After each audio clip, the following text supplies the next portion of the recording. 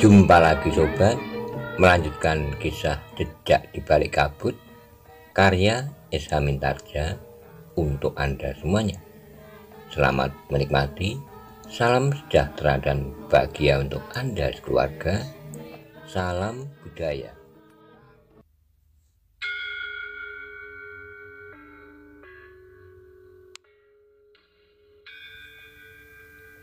Pada episode sebelumnya dikisahkan, Ki Panengah dan kawan-kawan sudah memulai membuka hutan jabung untuk didirikan sebuah padepokan. Sementara itu, dari kejauhan ada dua orang yang mengawasi kegiatan pembangunan padepokan itu. Dimungkinkan mereka adalah anak buah dari Haryo Wisoko. Bagaimana kisah selanjutnya? Simak bersama-sama.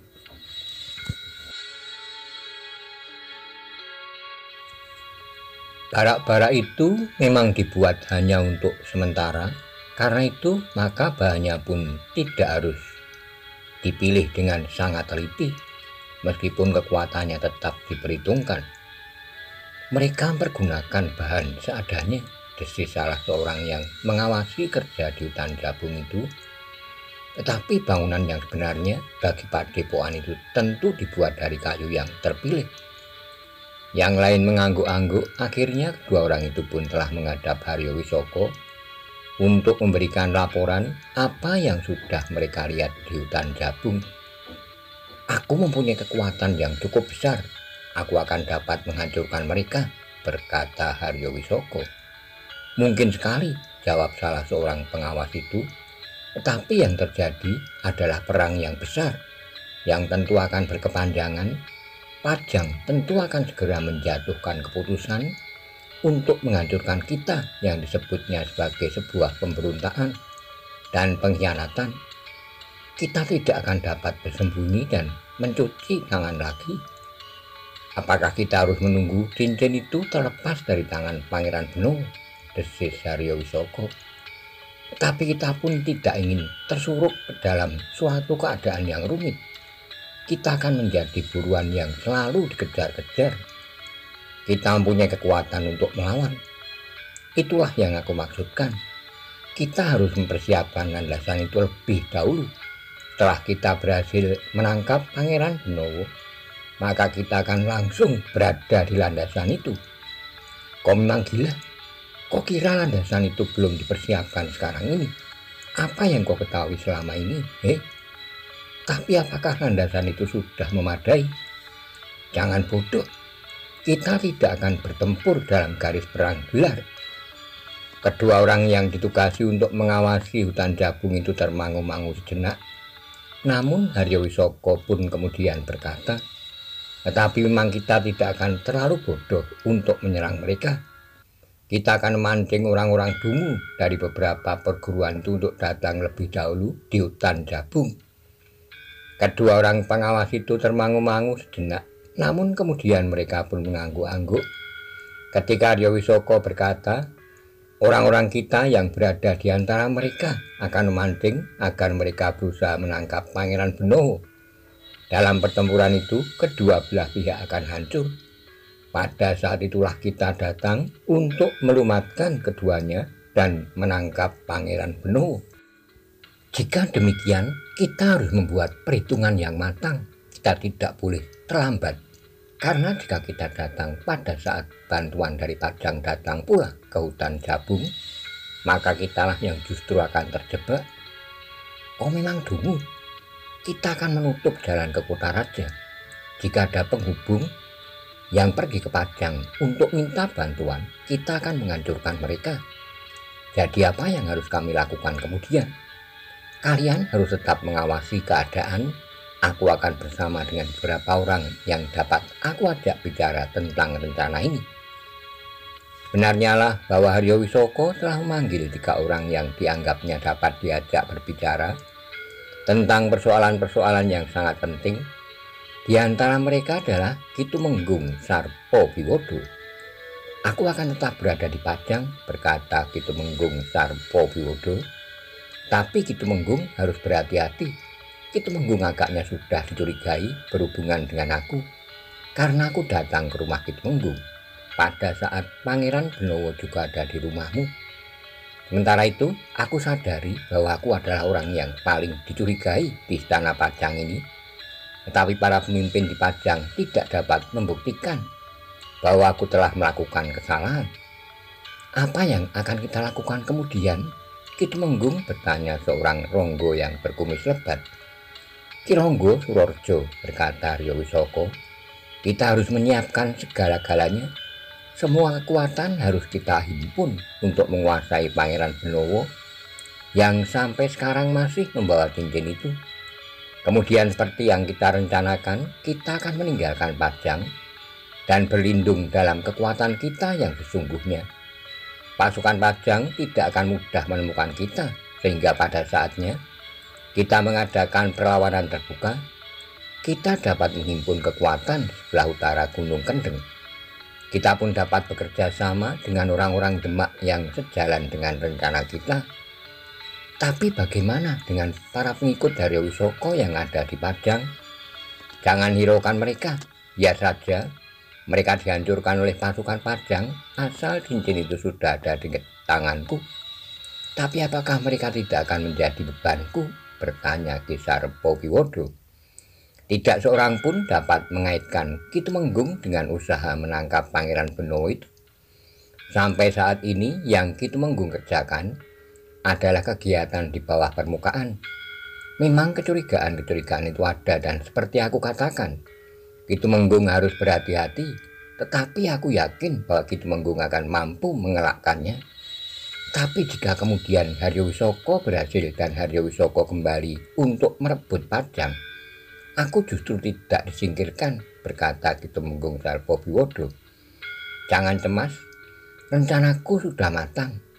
Orang-orang kita sudah mulai mempengaruhi para pemimpin perguruan yang dungu itu. Mereka sudah mempersiapkan sebuah serangan besar-besaran untuk menangkap Pangeran Benowo. Pada saat itulah kita akan memetik keberhasilan perjuangan yang sudah sekian lama kita lakukan. Tapi ingat titipanku, jangan takut. Apa artinya seorang Paksi Pamekasan? Demikian kita menangkap Pangeran Benowo, mengambil cincinnya, maka semuanya akan mati. Pangeran Benowo, Raden Sudowijoyo, dan titipanmu itu kau tidak akan merasa terganggu lagi. Kau akan memiliki segalanya yang kau inginkan. Terima kasih, Ki Tumenggung mengangguk-angguk. Demikianlah Arya Wisoko telah merencanakan segala-galanya. Beberapa orang pengikutnya yang berhasil diselundupkan ke dalam lingkungan perguruan yang memperebutkan cincin yang disimpan oleh Pangeran Benowo itu telah berhasil menghasut para pemimpinnya untuk membawa Pangeran Benowo ke hutan Jabung. Para pemimpin dari perguruan Tegalarang yang mendengar keterangan tentang keberadaan Pangeran Benowo di hutan Jabung dihubungkan dengan laporan orang-orangnya yang bertemu dengan Ki Panengah, Ki Waskito, dan Ki Kriyodarmo, telah meyakinkan mereka bahwa hutan Jabung memang sedang dibuka untuk membangun sebuah padepokan. Pangeran Benowo ada di dalamnya, berkata pengikut Arya Wisoko yang berhasil menyelundup ke dalam lingkungan perguruan Tegalarang. Kau yakin? Bertanya seorang di antara para pemimpin perguruan Tegalarang. Sebaiknya kita mengirim 1-2 orang petugas sandi untuk meyakinkannya, berkata pengikut Arya Wisoko yang berhasil menyelundup itu. Ternyata pengamatan para petugas sandi itu membenarkan Pangeran Benowo ikut dalam pembangunan padepokan itu. Yang kemudian mengamati pembangunan padepokan itu bukan hanya perguruan Tegalarang. Perguruan-perguruan yang lain pun telah melakukannya pula, perguruan Sat, perguruan Golampin, dan perguruan-perguruan yang lain. Bahkan mereka pun telah melakukan pembicaraan di antara mereka untuk bergabung menyerang mereka yang sedang membuka hutan Jabung. Kita tidak akan bertengkar. Kemudian kita memberi janji bahwa Pangeran Benowo akan menjadi hak siapapun yang berhasil menangkapnya. Demikian pula jika cincin yang ada padanya. Tetapi jika cincin itu sudah dilepaskannya, maka siapapun yang menemukan cincin itulah yang mempunyai hak sehingga kita tidak perlu untuk saling berperang kemudian. Pernyataan itu menjadi saling disepakati, sehingga dengan demikian maka mereka pun telah mempersiapkan orang-orang mereka untuk menyerang perkemahan yang ada padang perdu di pinggir hutan Jabung. Kita tidak perlu tergesa-gesa, berkata salah seorang di antara mereka.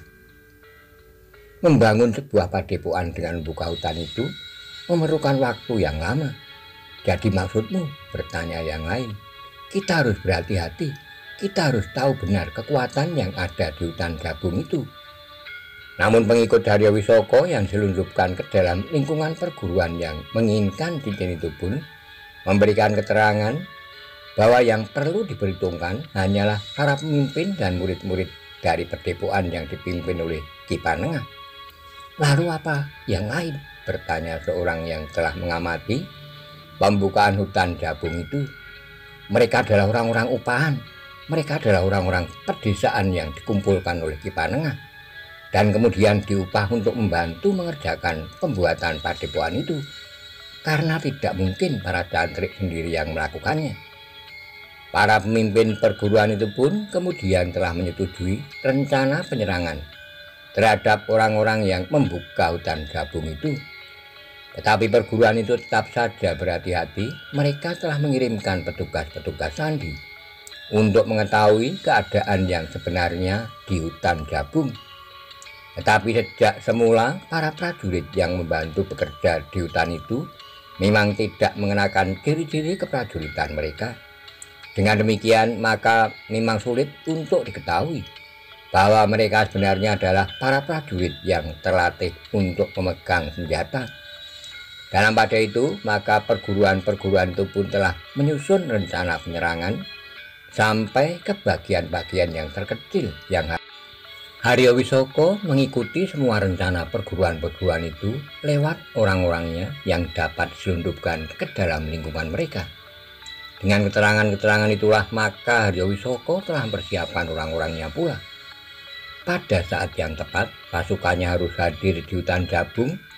Sementara itu beberapa orang harus mengawasi jalan yang menghubungkan hutan Jabung dengan pintu gerbang Kutaraja untuk menahan setiap penghubung yang akan memberikan laporan dan minta bantuan jika serangan orang-orang dari perguruan-perguruan yang menginginkan Pangeran Benowo itu datang.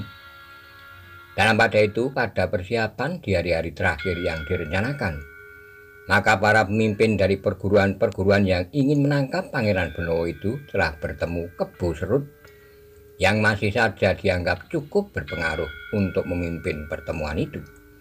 Seharusnya kau duduk di sini, Nyi Meloyowardi, desis Wirobonggo. Iblis kau, geram Nyi Meloyowardi. Bercerminlah, lihat wajahmu yang buruk itu di permukaan sendang yang airnya diam. Kau akan malu sendiri.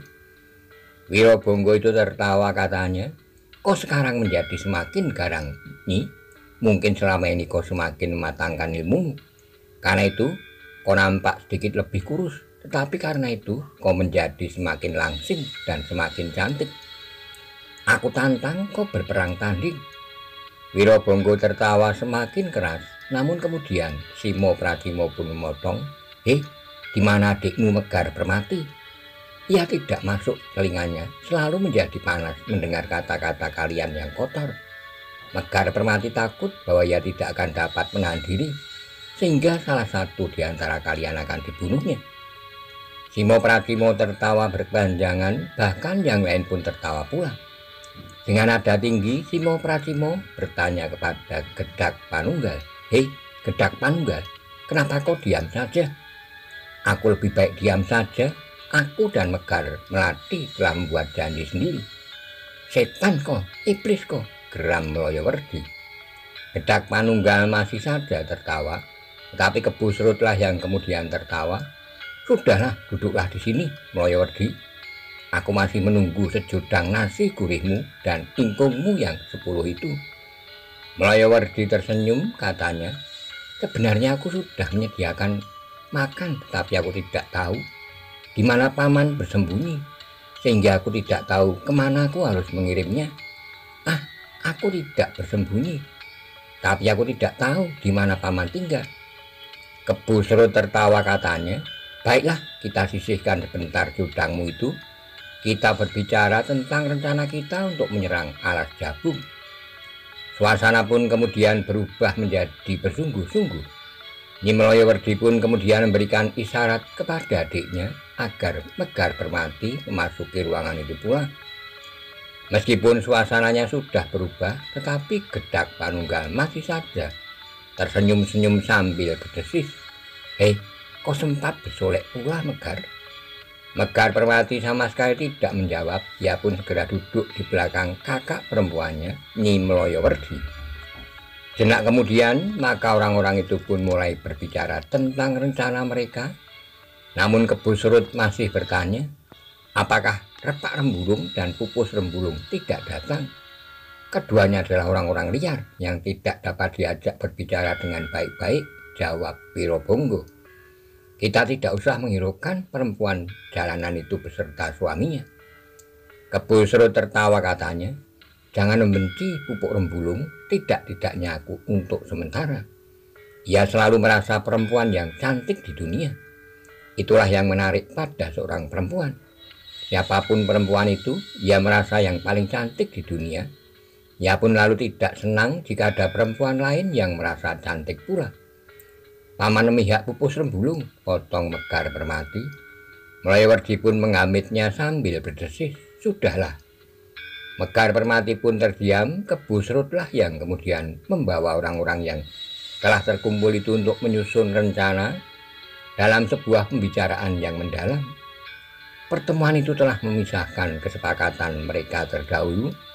Siapa yang berhasil menangkap Pangeran Benowo dalam pertempuran yang bakal terjadi di hutan Jabung, maka ialah yang berhak menawan dan merampas cincin yang dibawanya. Kemudian terserah kepadanya apakah Pangeran Benowo itu akan dilepaskan atau akan dibunuh. Sementara itu, jika cincin itu sudah terlepas dari Pangeran Benowo, maka siapa yang berhasil menemukannya, maka ialah yang berhak. Yang lain harus menghindari pertempuran di antara mereka, karena pertempuran itu hanya akan menghambur-hamburkan nyawa para pengikut mereka. Para pemimpin itu telah membicarakan pula dari mana mereka menyerang. Akhirnya mereka pun memutuskan untuk menyerang hutan Jabung itu di akhir pekan. Mereka akan berkumpul di sekitar hutan Jabung di malam yang akan diterangi oleh bulan yang hampir penuh. Mereka akan menyerang pada saat matahari. Aku akan memberikan isyarat, berkata Kebu Serut. Orang-orangku akan melepaskan panah Sendaren keempat penjuru, sehingga semuanya akan dapat mendengarnya. Pada saat itulah kita akan menyerang. Nah, siapa pula yang kemudian akan beruntung bertemu dengan Pangeran Benowo di medan, berhasil menangkapnya? Pertemuan itu mereka sepakati pula sebagai pertemuan yang terakhir.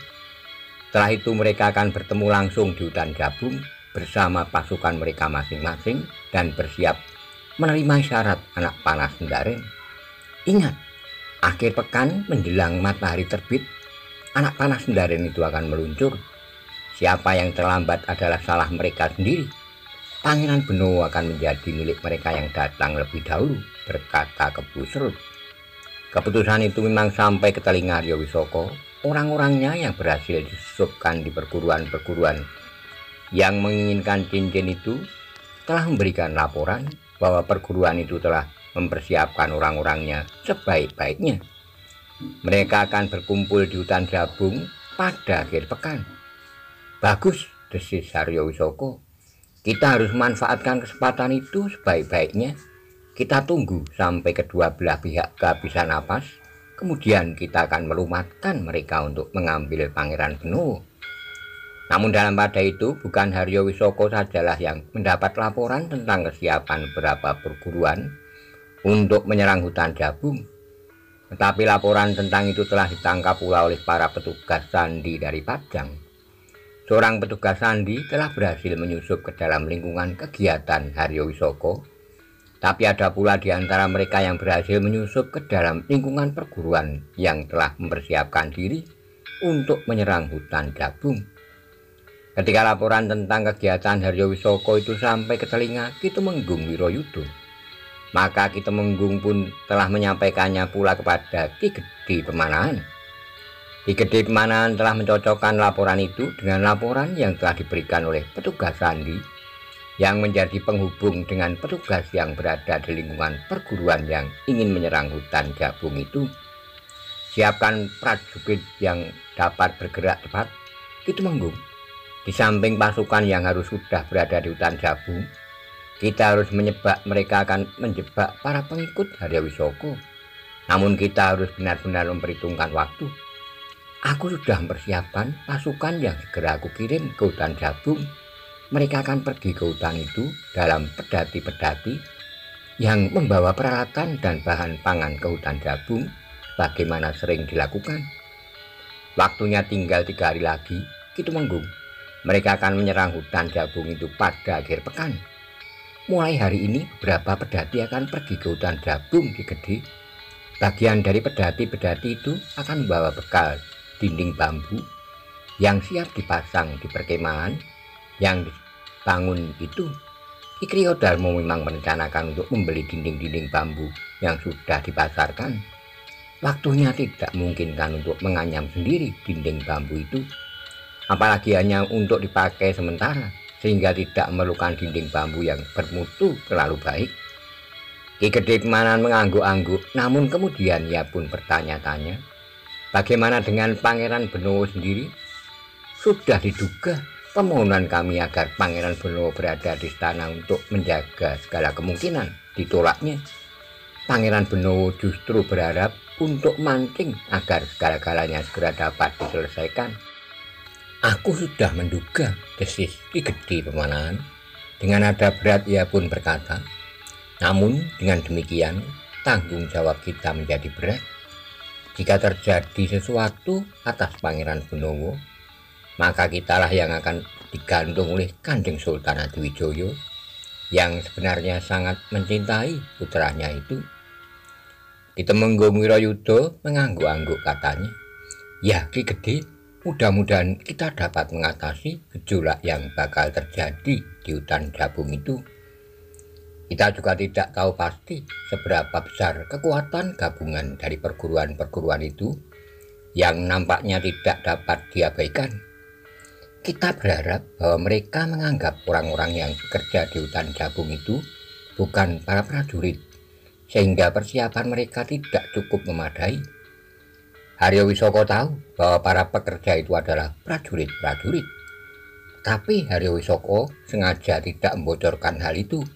Rahasia itu dipegangnya sebagaimana kita merahasiakannya, karena Haryo Wisoko juga ingin menjebak dan mengharap perguruan-perguruan itu dihancurkan agar untuk selanjutnya Haryo Wisoko tidak merasa terganggu oleh mereka. Haryo Wisoko memang cerdik. Kita berharap bahwa Haryo Wisoko sendiri ikut dalam pasukan yang akan menangkap Pangeran Benowo itu, sehingga tidak akan dapat menangkapnya. Mudah-mudahan, Ki Gede. Apakah Ki Tumenggung Wirayuda sudah menghubungi Ki Panengah, Ki Waskita dan Ki Kriyodarmo? Sudah, Ki Gede. Baiklah, persiapkanlah segala sesuatunya.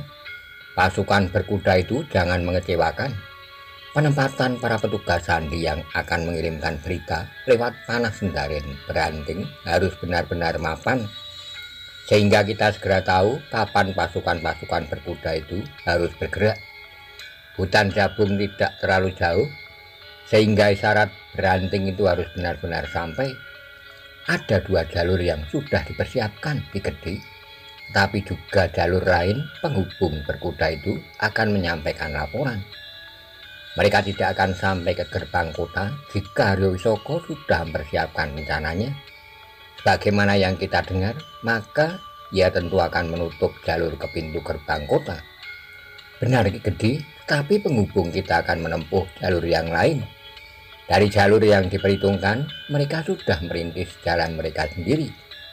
Tapi kita berharap bahwa isyarat Beranting dengan panah Sendaren itu tidak akan meleset. Ki Gede Pemanahan mengangguk-angguk, katanya, beban kita cukup berat. Pangeran Benowo berkeras untuk tidak bersedia berada di istana. Bahkan seandainya Kanjeng Sultan Adiwijoyo sendiri yang memerintahkannya. Sedangkan jika terjadi sesuatu atas dirinya, kita tentu akan menanggung akibatnya. Tetapi kita dapat mengerti jalan pikiran Pangeran Benowo, Ki Gede. Dengan demikian maka kita akan segera dapat menghancurkan mereka. Demikian pula dengan kekuatan yang dihimpun oleh Haryo Wisoko. Kehadiran Ki Ronggo Suroniti di kota raja ini agaknya juga sangat menarik perhatian Pangeran Benowo. Ketika Pangeran Benowo mendengar bahwa Ki Ronggo Suroniti ada di kota, maka Pangeran Benowo langsung merintahkan untuk mengamatinya. Sebenarnya lah bahwa Ki Ronggo Suroniti sudah berhubungan dengan Haryo Wisoko. Ketika aku mendengar laporan itu, aku menjadi sangat prihatin. Ki Ronggo Suroniti adalah seorang prajurit yang sangat baik, tapi aku tidak tahu mengapa ia terjebak oleh bujukan Haryo Wisoko. Semula aku mengira bahwa Ki Ronggo Suroniti sengaja mencari keterangan tentang niat Haryo Wisoko.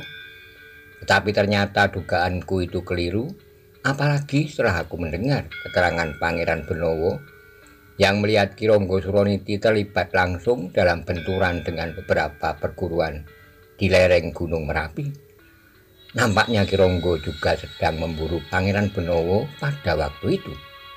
Ya Ki Gede, beban tugas kita memang sangat berat kali ini. Tapi aku menjadi sedikit tenang karena Pangeran Benowo selalu bersama dengan Raden Sutawijaya dan Paksi Pamekas. Meskipun kita mencurigai Yayah Paksi, tapi Paksi sendiri benar-benar dapat dipercaya, sebagaimana dikatakan oleh Ki Penengah dan Ki Waskita sendiri. Sedangkan Raden Sutawijaya, sebagaimana kita ketahui, anak muda itu memiliki segala-galanya dalam olah kanuragan. Kau berkata begitu karena Yah Sutawijaya itu adalah di sini, Ki Tumenggung, berkata Ki Gede Pemanahan sambil tersenyum. Tidak Ki Gede, aku berkata sebenarnya, jawab Ki Tumenggung Wirayuda bersungguh-sungguh. Terima kasih, Ki Gede Pemanahan mengangguk-angguk. Seandainya Raden Sutawijaya bukan seorang yang mumpuni, maka Raden Sutawijaya tentu sudah dilumatkan oleh Haryo Penangsang di pinggir bengawan itu. Ki Gede Pemanahan tertawa katanya, sudahlah, namun bagaimanapun juga kita harus mempersiapkan kekuatan yang cukup untuk menghadapi gejolak yang bakal terjadi di hutan Jabung. Perang yang akan terjadi bukan sekedar perang beradu kekuatan pasukan, tetapi juga perang beradu kecerdikan dan ketepatan menghitung waktu. Ya Ki Gede, aku percaya kepadamu, Ki Tumenggung, berkata Ki Gede Pemanahan. Ki Tumenggung Wirayuda pun kemudian telah minta diri, sementara Ki Gede masih berpesan, berhati-hatilah. Demikianlah maka memenuhi pesan Ki Gede, maka Ki Tumenggung Wirayuda pun telah berbicara dengan beberapa orang kepercayaannya. Mereka harus mempersiapkan diri dengan diam-diam. Pasukan berkuda pun telah dipersiapkan untuk dapat bergerak setiap saat. Tingkatkan perundahan di dalam kota, perintah Ki Tumenggung Wirayuda. Ki Ronggo Yudo Pranoto yang memimpin pasukan berkuda yang telah dipersiapkan untuk bergerak dengan cepat menjadi heran. Dengan nada tinggi ia bertanya, mengapa perundahan di dalam kota yang ditingkatkan? Mengapa bukan perundahan di sekitar alas Jabung? Ki Tumenggung justru bertanya. Ki Ronggo itu pun tersenyum sambil mengangguk-angguk katanya, ya, aku mengerti. Benarnya lah Ki Ronggo telah meningkatkan perundaan di dalam kota. Tiap kali 2-3 orang prajurit berkuda berkeliling menelusuri jalan-jalan kota. Beberapa orang petugas sandi yang dikirim oleh beberapa buah perguruan telah dipersiapkan diri untuk menyerang alas Jabung, dan bahkan juga petugas sandi yang bekerja bagi Haryo Wisoko menganggap bahwa orang-orang Pajang telah salah menanggapi keadaan. Petugas sandi Pajang tentu melihat satu kegiatan yang tidak dimengerti. Karena itu mereka meningkatkan pengawasan di dalam kota, berkata salah seorang petugas sandi. Sebenarnya lah bahwa para prajurit berkuda yang meronda itu sendiri belum mendapat perintah yang sebenarnya mengapa mereka harus berada dalam kesiagaan tertinggi. Mereka pun menduga bahwa kota Pajang berada dalam bahaya, sehingga mereka harus meningkatkan kewaspadaan setiap saat kota Pajang akan mendapat serangan dari kekuatan yang cukup besar.